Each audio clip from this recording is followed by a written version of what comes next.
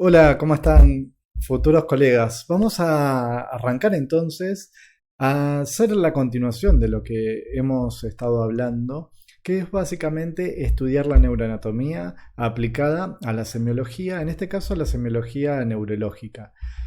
Para eso lo que vamos a hacer es un recorrido por conceptos fundamentales de anatomía que tenemos que conocer para saber hacer un examen físico adecuado para una presunta patología neurológica, saber también tener una idea básica de los procesos anatomopatológicos que suceden en las distintas lesiones.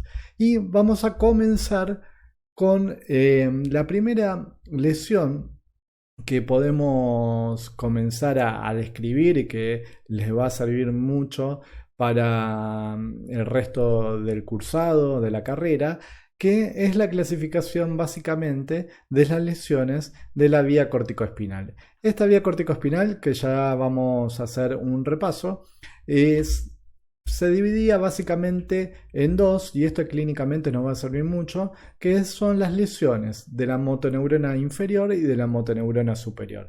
Como verán, en este momento vamos a comenzar con la lesión de la motoneurona inferior.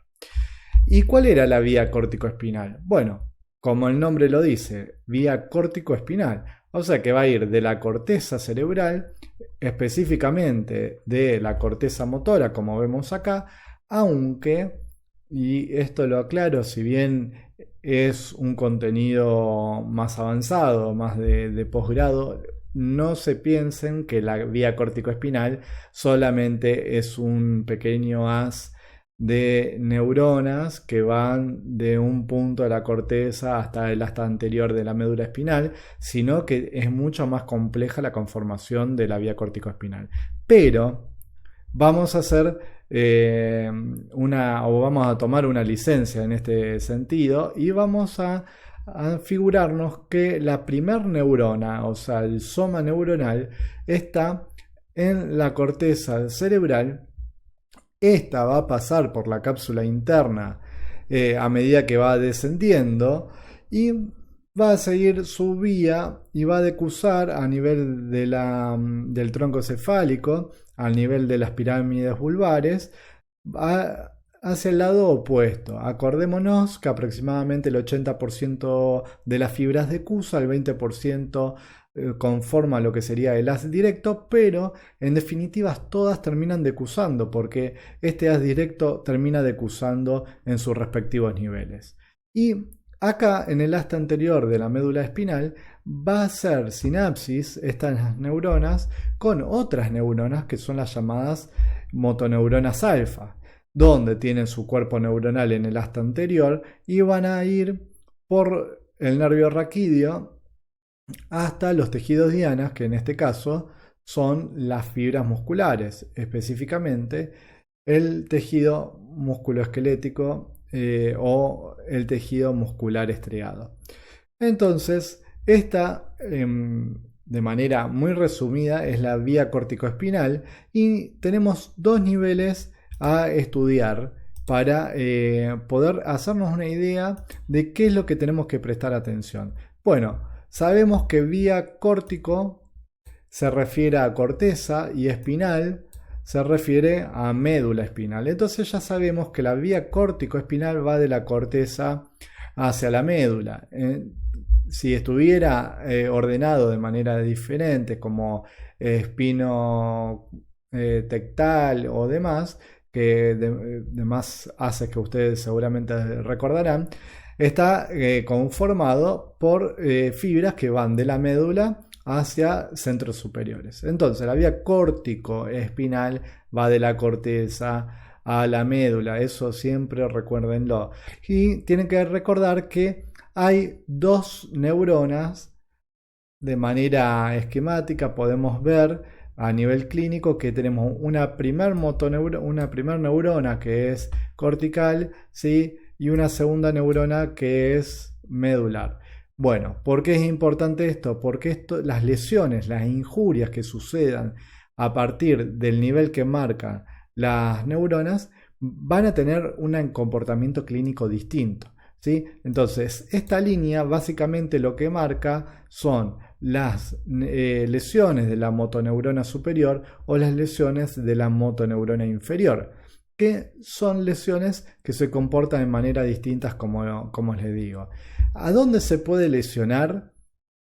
Más allá de qué patología puede afectar la motoneurona inferior. Bueno, se puede lesionar básicamente por una alteración neuromuscular, ¿sí? Que acá en realidad se va a diferenciar si es la placa neuromuscular en patologías musculares específicas, pero básicamente cuando se van a comportar de manera muy parecida a la lesión de la motoneurona inferior, tienen sus diferencias igualmente, pero la motoneurona inferior básicamente es alguna lesión en, por ejemplo, en el nervio raquídeo o en algún nervio en particular, acá en el nervio raquídeo o en algún nervio en particular, en algún nervio periférico, como puede ser, por ejemplo, el nervio mediano, como puede ser el nervio ciático, el nervio crural, entre tantos otros que ya han estudiado. Obviamente, y generalmente las lesiones más distales van a comprometer distintos tipos de fibras, no solamente fibras motoras, sino que también fibras motoras y sensitivas, y eso va a depender básicamente de la conformación del nervio en específico. No todos los nervios tienen la misma cantidad de fibras sensitivas y motoras. Dependiendo de cada uno, vamos a encontrar un déficit o distintas alteraciones fisiopatológicas y clínicas determinadas. Ahora, ¿qué sucede cuando estamos de este nivel por arriba de la motoneurona o de la segunda motoneurona? Cualquier lesión que suceda a este nivel o a estos niveles va a generar una lesión que se conoce clínicamente como la lesión de la motoneurona superior, con características también particulares. Esta clasificación es muy importante tenerla en cuenta porque nos divide el agua de las patologías corticoespinales, donde clínicamente vamos a encontrarnos con una patología determinada o con una expresión clínica determinada si la lesión sucede por arriba de este soma neuronal o si sucede por debajo. Y acá hay un cuadro comparativo entre las motoneuronas superior e inferior. Nosotros en este video vamos a comenzar a charlar sobre la motoneurona inferior por una cuestión de extensión, porque vamos a dejar para un video un poco más extenso el de la lesión de las motoneuronas superior. Ahora, ¿cuáles son los signos que nos podemos encontrar en los distintos tipos de lesiones? Si se lesiona la motoneurona superior y vamos a tomar reflejos tendinosos en el examen físico y nos encontramos con hiperreflexia, probablemente sea una lesión de motoneurona superior, pero si estos reflejos están disminuidos o están abolidos, lo más probable es que sea una lesión de la motoneurona inferior. Y esto es fundamental tenerlo en cuenta, y cuando vean a personas con alguna de estas patologías lo van a encontrar muy frecuentemente si hacen estos exámenes. Ahora, además, esto se debe por distintas cuestiones. Básicamente la hiporreflexia y la arreflexia en la lesión de la motoneurona inferior es porque se interrumpe ese circuito, ese arco reflejo, mientras que la hiperreflexia se debe más que nada a una pérdida de la inhibición del reflejo miotático que lo dan los centros superiores. Ahora, podemos encontrarnos distintos signos que van a ser característicos para cada una de estas lesiones. Por ejemplo, el clonus o los reflejos patológicos van a estar presentes en la motoneurona superior, pero van a estar ausentes en la lesión de la motoneurona inferior.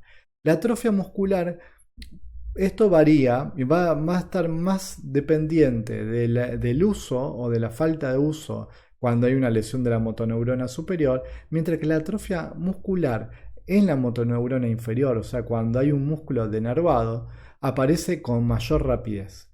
El tono muscular, y esto es característico para diferenciar a cada una, pero sobre todo en las lesiones de la motoneurona superior, va a estar aumentado y va a tener este tono que se conoce como espasticidad, mientras que la motoneurona inferior va a tener un tono normal o disminuido, generalmente presentando flacidez.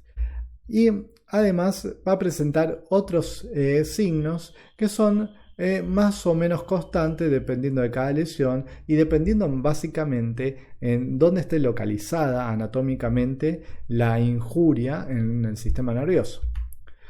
Acá tienen otro cuadro de la MIR en donde pueden también comparar con los síndromes miopáticos, o sea, síndromes que afectan al tejido muscular o a la placa neuromuscular y no tanto y no son patologías de precisamente de un nervio o el sistema nervioso periférico, donde vamos a encontrar con distintas características que tenemos que conocer y tenemos que diferenciar. Estos síndromes miopáticos son síndromes que clínicamente se caracterizan dependiendo de la alteración que estemos hablando, con ciertas expresiones que ya lo irán estudiando más adelante en las materias clínicas. Pero sepan esta división básica: síndrome de de la motoneurona superior o de la motoneurona inferior, y también como diagnóstico diferencial lo tengo que hacer de los síndromes miopáticos. Ahora, ¿cómo se puede lesionar el sistema nervioso? Básicamente la lesión del sistema nervioso también la podemos dividir los procesos patológicos o anatomopatológicos en dos. Por un lado, las injurias que afectan al soma neuronal o las injurias que afectan al trayecto, que es las proyecciones axónicas. Va a tener distintos comportamientos. Cualquier injuria que afecta al cuerpo neuronal va a llevar a una lesión. Si esta lesión llega a un punto de irreversibilidad, va a generar lo que es la muerte neuronal, con desnaturalización de lo que es el soma, ruptura de la membrana, ¿sí? Y necrosis.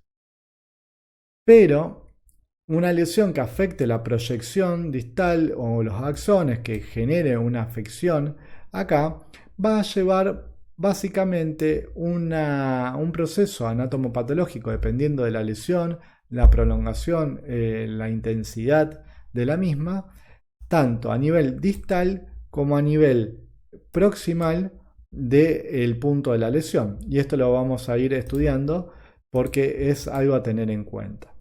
Entonces, ¿cuál es la diferencia para que ustedes tengan una idea? Si se lesiona el cuerpo celular y sobre todo una lesión irreversible, va a generar un daño que no es posible de reparar, por ende va a haber una muerte celular, que es la necrosis. Ahora, si la lesión se da en la proyección, en lo que es sobre todo la parte distal de la neurona, en el axón, hay posibilidad de regeneración del tejido dependiendo de ciertas particularidades que vamos a ir charlando. Entonces, ahora sí, con la motoneurona inferior, ¿qué hacemos? ¿Cómo la estudiamos? Bueno, la motoneurona inferior, recuerden que es la neurona que va a inervar al músculo estriado. Y esto parece un poco redundante, pero es muy importante tenerlo en cuenta porque no es lo mismo es la lesión de esta neurona que una lesión de esta, que esta es la vía sensitiva.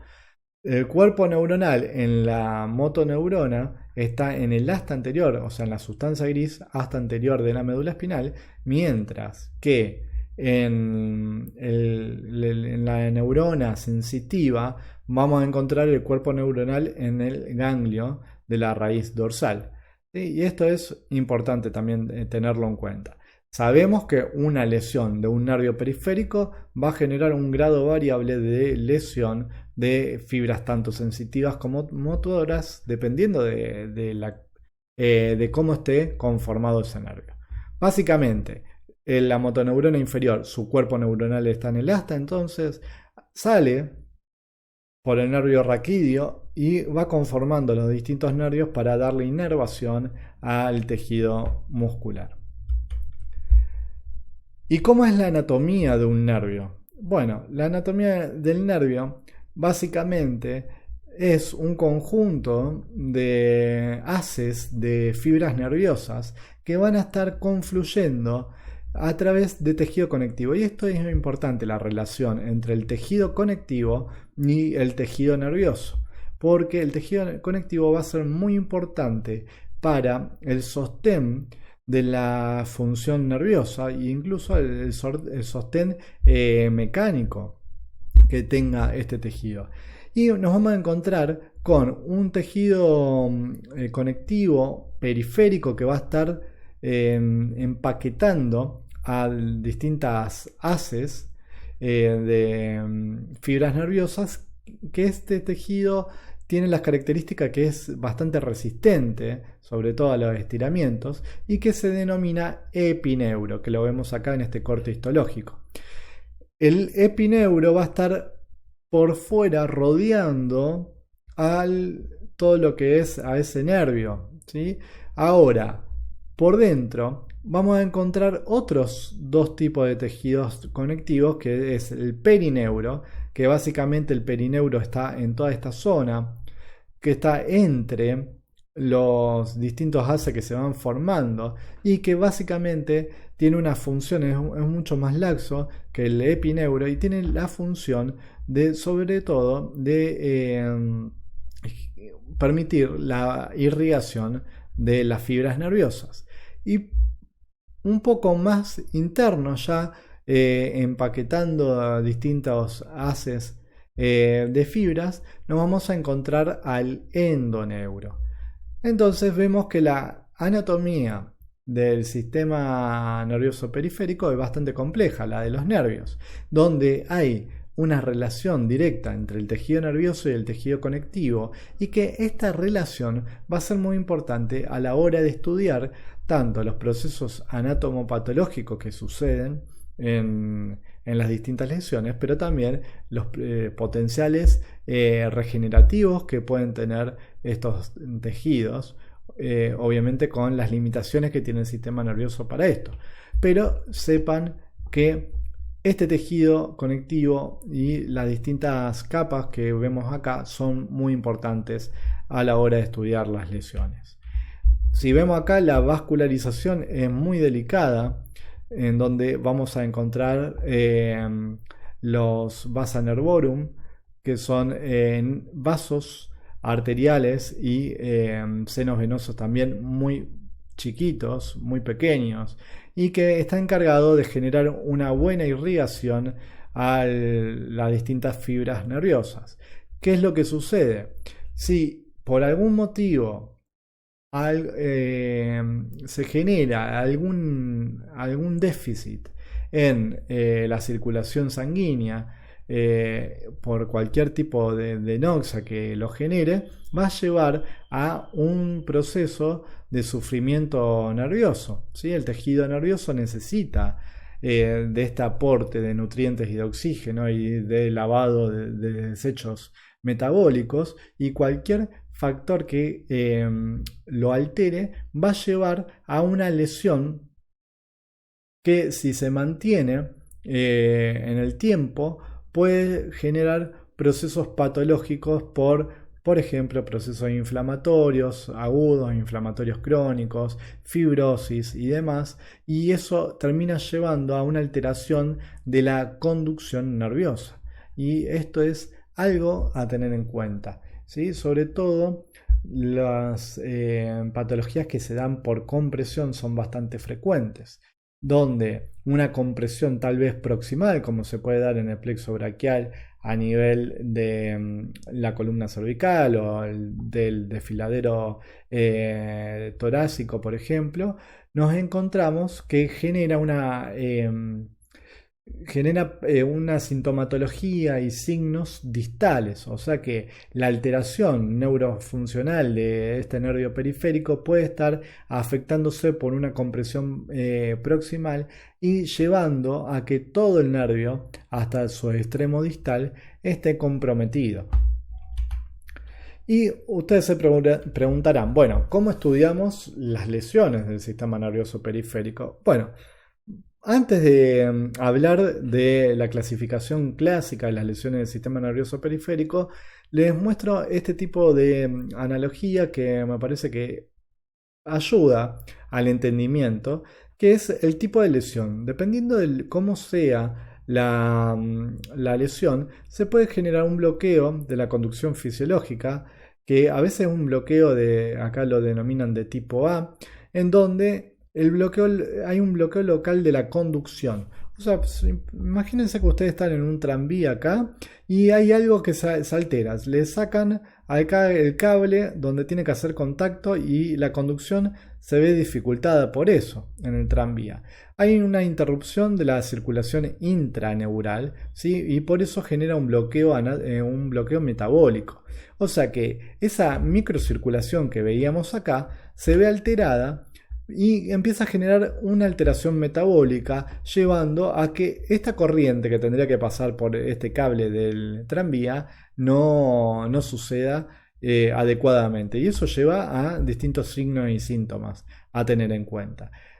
¿Cómo lo podemos pensar a esto? Clásicamente lo podemos ver con las compresiones simples que se puede dar, por ejemplo, cuando nos golpeamos el nervio cubital en su paso por el codo, o cuando ponemos en tensión al nervio mediano y empieza a generar ese hormigueo, esas parestesias en las manos. Eso sería algo parecido al bloqueo tipo A. Ahora, el bloqueo tipo B ya es un bloqueo de la conducción, pero es local, sucede acá, pero es como si un árbol hubiera caído y estuviera apoyado en los cables. O sea, no le permite generar una buena conducción nerviosa. Y esto básicamente y anatomopatológicamente lo pueden ver como un edema intraneural. O sea, ese bloqueo empieza a generar que la sangre extravase los vasos sanguíneos y eso lleva a un edema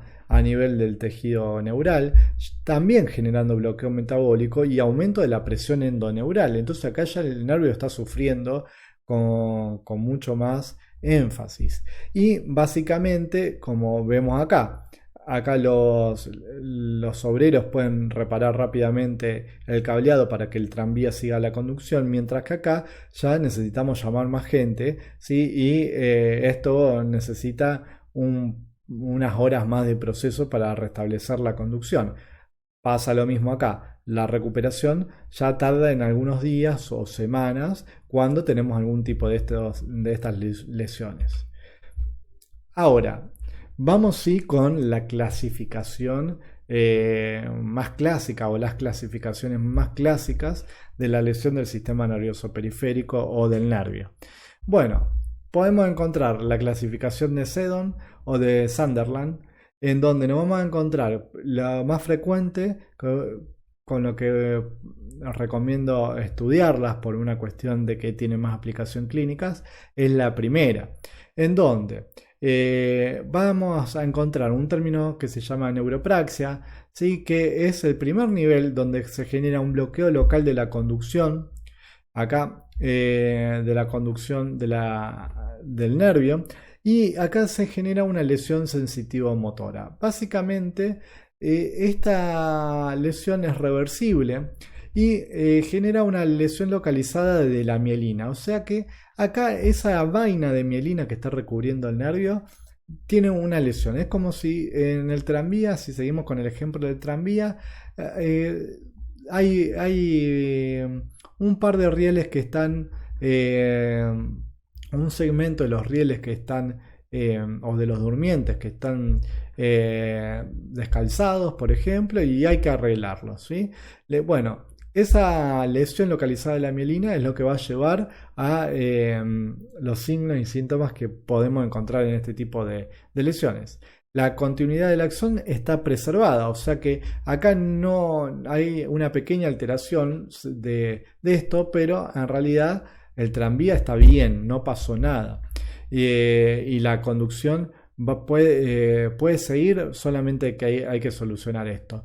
Y no hay ningún tipo de degeneración nerviosa. Esto lo podemos decir que es una recuperación que lleva algunas semanas, puede llevar algunos meses, pero básicamente con algunas semanas ya se ve bastante recuperación. Entonces, la neuropraxia o nivel de Sunderland de nivel 1.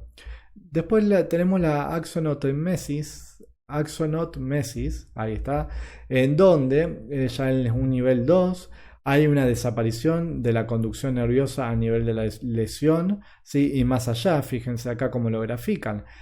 Acá lo que se generó una alteración de lo que son los durmientes, se robaron los durmientes acá, durmientes, rieles, todo. Y hay una desaparición tanto, o sea que a nivel local el tranvía no puede seguir, entonces ya no se conduce el tranvía. Y tampoco va a haber una conducción más allá de esta alteración, de esta falla. ¿Sí? Y acá sí empieza a haber algo que se conoce como degeneración walleriana. Los tubos endoneurales no están dañados, entonces eso va a permitir que los obreros puedan seguir con la vía del tren. O sea que acá están marcados todavía las vías, solamente hay que volver a arreglar los durmientes y los rieles, pero la vía está marcada. O sea, para que ustedes hagan una idea, cuando hay una lesión de este tipo, hay una alteración en el axón, pero no es lo suficientemente importante para que haya una parálisis, una pérdida total de la función, sino que se genera una disminución, una pérdida de la conducción en la zona de lesionada y más allá, pero a medida que van pasando los meses, se puede recuperar, se puede reconstruir esta vía porque todavía está marcada.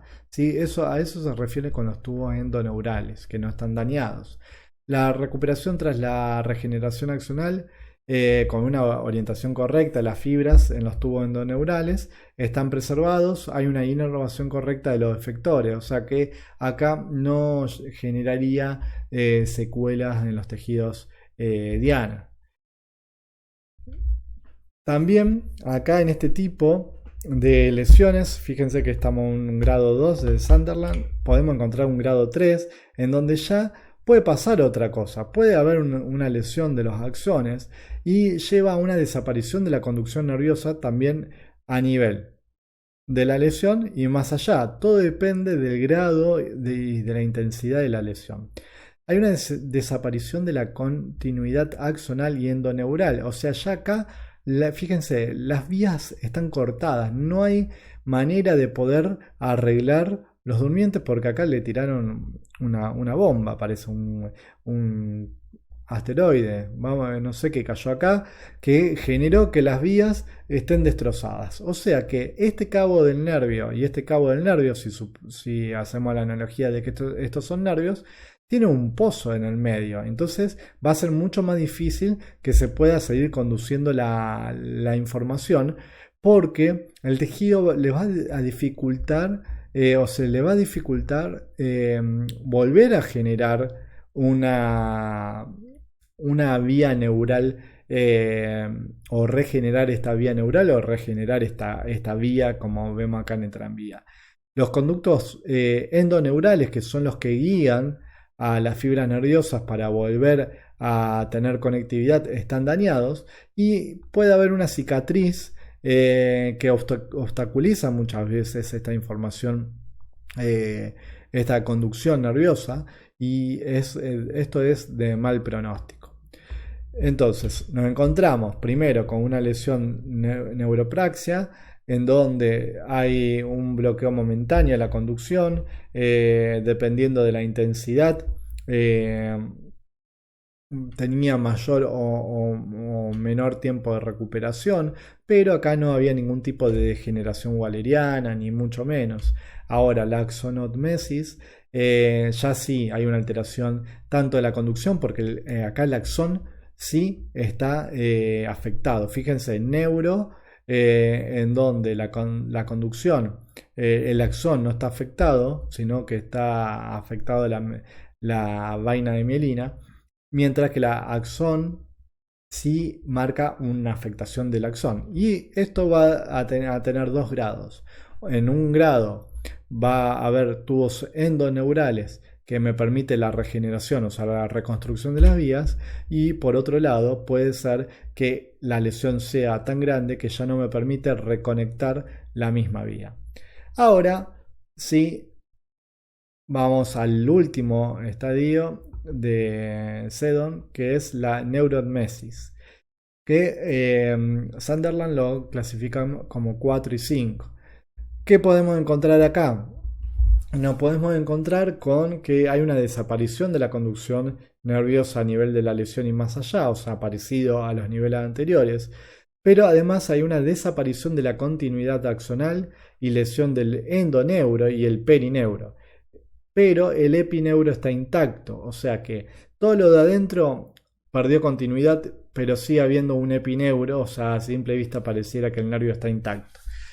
Hay ruptura y desorganización de los elementos nerviosos, y esto sí o sí tiene que haber cirugía para que haya un grado de recuperación, porque hay que volver a reconectar estas vías. O sea que el predio estaría más o menos bien, pero acá no tenemos manera de cómo volver a conectarlo si no es con cirugía. Ahora, en el último grado ya nos volvemos a encontrar con la desaparición de la conducción nerviosa a nivel de la lesión y más allá de ella, pero también hay una sección o una ruptura nerviosa, y la recuperación depende de la reparación nerviosa y de los factores lesionales que sean específicos del sujeto.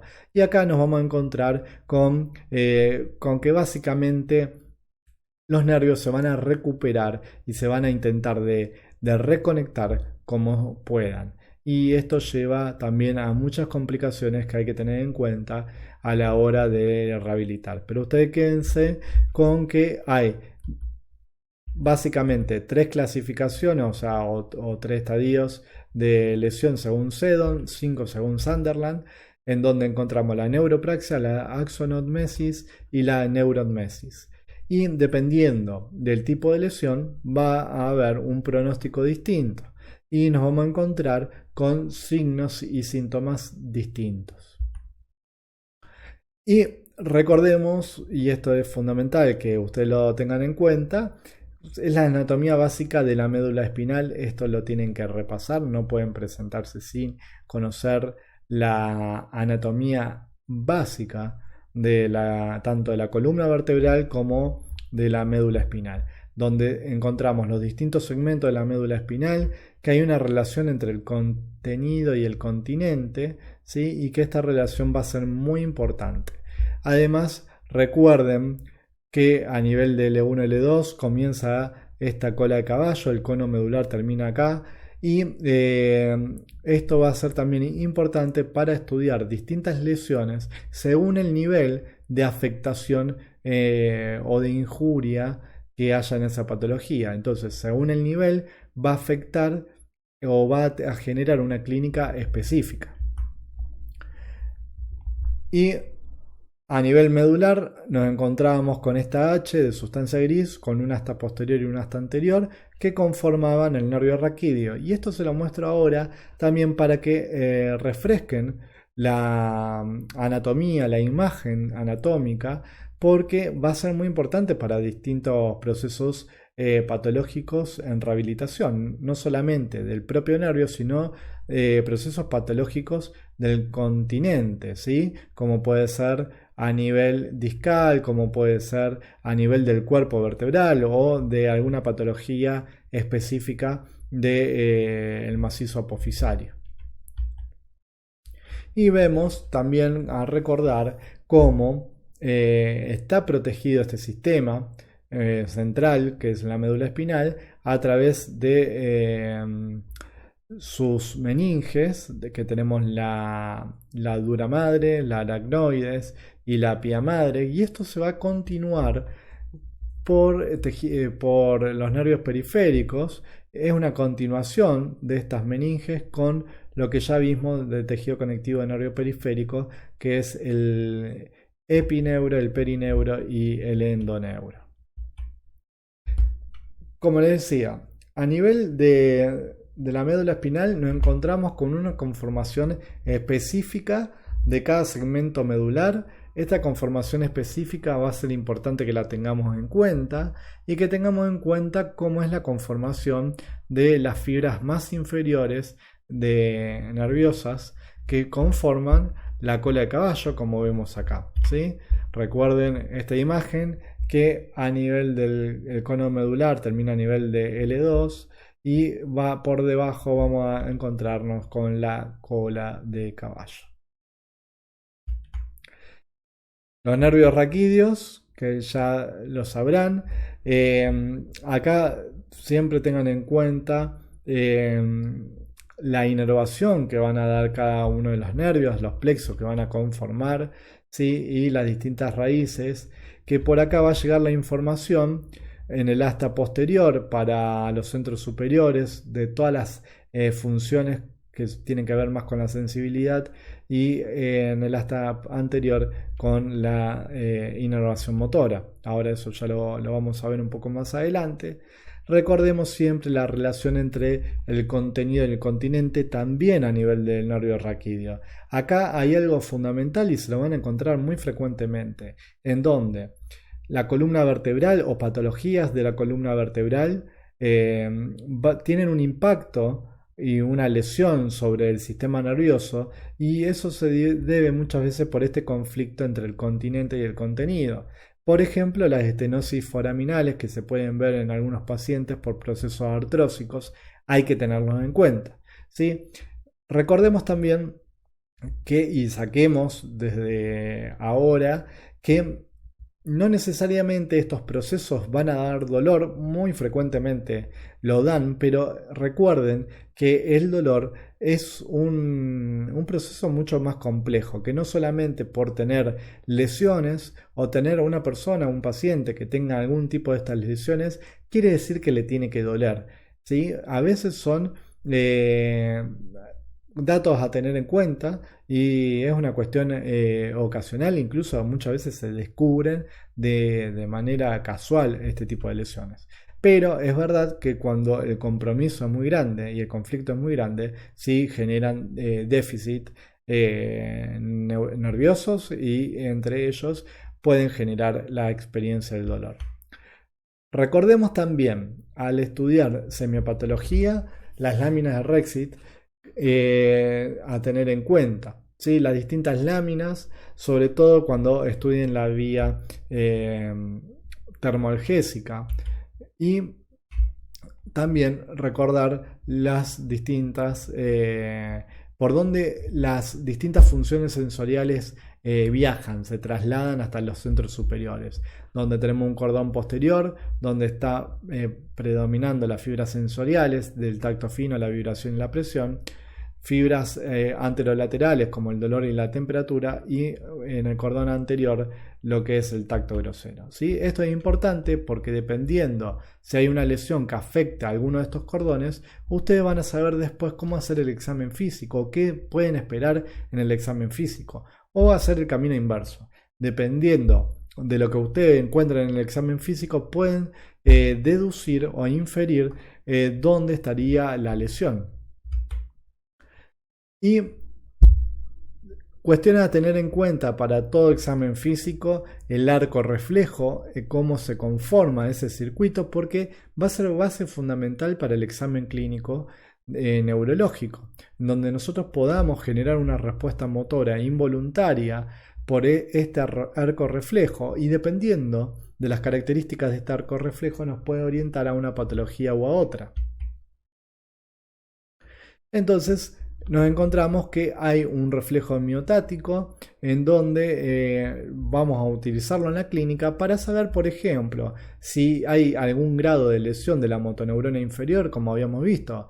Si hay un grado de un nervio lesionado acá, este arco reflejo va a estar disminuido o va a estar abolido, porque no puede generar este circuito. Ahora, si nos lo encontramos que está aumentado, muy probablemente lo que suceda es que estas neuronas alfa o motoneuronas alfa perdieron cierta inhibición de centros superiores porque hay una pérdida de la conducción o de la conectividad con centros superiores y nos puede orientar a patologías de la motoneurona superior.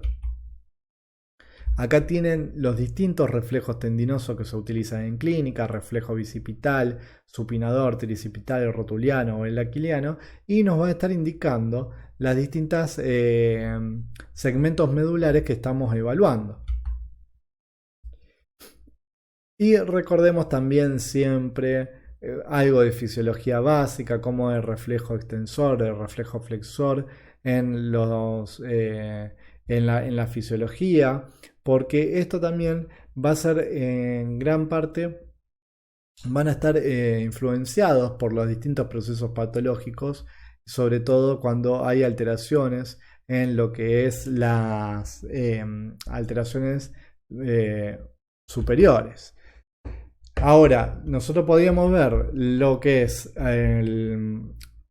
la conducción motora, pero también en el examen clínico hay que evaluar, porque no podemos primero suponer que hay una lesión motora aislada, y además nunca lo hay, o es muy difícil que lo haya. Si hay una lesión de un nervio periférico o de la parte del sistema nervioso periférico, siempre va acompañado con alteraciones y déficits sensoriales. Todo va a depender del grado de fibras que tenga a nivel sensorial ese nervio, del tipo de patología, cómo afecta esa patología al nervio determinado, y qué es lo que nos va a dar el examen físico de todo lo que tiene que ver con el tacto, con la vibración, la presión, ¿sí? Como vemos acá en los distintos exámenes neurológicos que podemos hacer en estos pacientes. Tengan en cuenta también que no solamente en estos pacientes o en los pacientes neurológicos ustedes tienen que tomar estas mediciones. Yo se los recomiendo que se lo hagan a todos los pacientes, sobre todo porque hay patologías que tienen cierta repercusión en lo que es la conducción nerviosa y que les puede dar información, por más que el motivo de consulta sea otro y no sea por una lesión nerviosa específica o neurológica. Y también a tener en cuenta, y esto seguramente lo irán estudiando más adelante en el transcurso de la carrera, es que dependiendo del nivel de la afectación de una lesión, va a generar una sintomatología determinada, ¿sí? Por los distintos niveles. Tenemos desde el nivel C4, por arriba es incompatible con la vida, una lesión, y por debajo vamos a encontrar los distintos grados de alteraciones sensoriomotoras que van a dar las distintas lesiones medulares, ¿sí? Tengamos en cuenta que hasta las lesiones medulares más bajas generan alteraciones esfinterianas, ¿sí? Algo, también un tema importante siempre a tener en cuenta, sobre todo si se dedican a pacientes neurológicos. Y acá les traigo algunos ejemplos entre los conflictos que hay a veces entre el contenido y el continente, donde encontramos, esto es una resonancia, esta es la médula espinal, y fíjense acá cómo estas proyecciones hacia el canal medular se genera por hernia de discos, por alteraciones. Esto a veces da de clínica y a veces no necesariamente tiene que dar clínica, pero obviamente si el contacto es muy importante, es probable que den cierta clínica, y muchas veces esto hay que hacer una interconsulta con neurólogos o neurocirujanos, y siempre tengan en cuenta de que el paciente nunca tiene que empeorar en este tipo de tratamientos. ¿Qué quiero decir con esto? Si el paciente empieza a tener mayor déficit sensorial o motor, en algún momento del tratamiento es un criterio para derivación urgente con el neurocirujano. Acá vemos otras patologías que pueden darse en el continente. Acá está una lesión por metástasis, una lesión en el cuerpo vertebral, donde genera esta fractura por un proceso neoplásico o metastásico, mejor dicho, genera una lesión a nivel medular. ¿Sí? Esto es bastante frecuente también a tener en cuenta y puede llevar a neuropatías. Y ya lesiones más francas, como vemos acá, por subluxaciones o fracturas que nos podemos encontrar, por ejemplo, por traumatismo, como vemos acá, y esto corre bastante riesgo de generar una lesión permanente y completa de la médula espinal. Entonces, también a tener en cuenta, sobre todo cuando es a nivel cervical, por ejemplo, en situaciones de accidentes o de politraumatizados, siempre hay que inmovilizar la zona cervical por peligro de que haya algún tipo de fractura o desplazamiento o luxación de alguna vértebra cervical y esto genera una sección medular. ¿Listo hasta acá? Espero que les sirva esta introducción a lo que es la lesión de la motoneurona superior y algunas cuestiones más aplicadas a la semiología. Y ya en la próxima clase vamos a seguir con lesiones de motoneurona superior.